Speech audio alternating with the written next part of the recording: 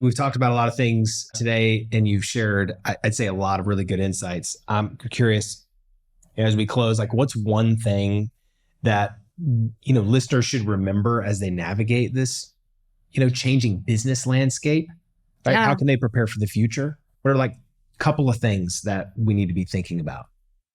I mean, I have three, and this is like, it seems almost like reductionist because it's so easy to say these words, but the first being like, recognize it's not so much that the changes that are taking place, like focusing on the specifics of them. Again, so like the headline of today, or is it about AI? Is it about quantum? Is it about something else we have not heard of yet? But more just, it's not so much about the specifics. It's more the mindset shift. Mm. So, we were talking offline about some of my hobbies, my behaviors in extreme sports. And again, I used to be a competitive skydiver, and then switched into scuba diving. And both of these are like different contexts, either in the air or underwater. Yeah. That's not like land right here.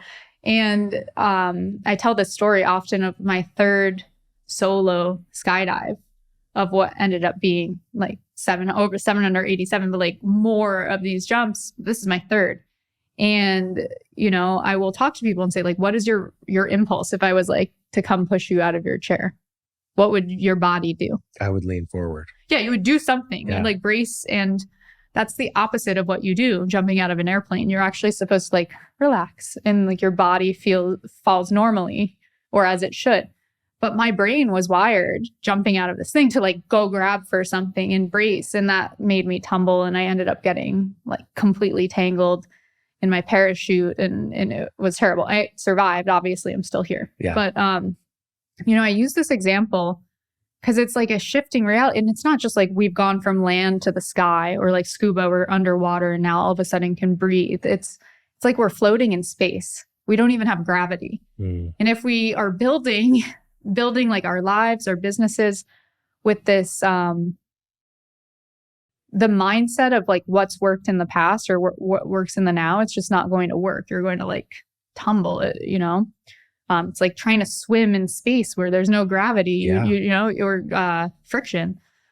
So that's the one, like, recognize that that's how it will feel. And that's the sort of, you might not know what the skills or actions are, but know that it's different. Two, then adaptability. So understand that not only it's one shift, it's going to feel like many, many, many. Constantly, every day, over time. Just when you find your bearings, it'll probably change again.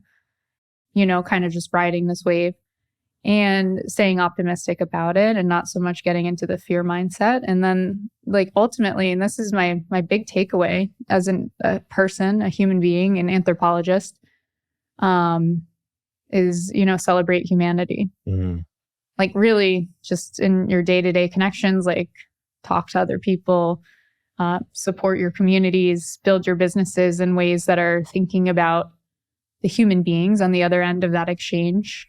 And that's the most important thing.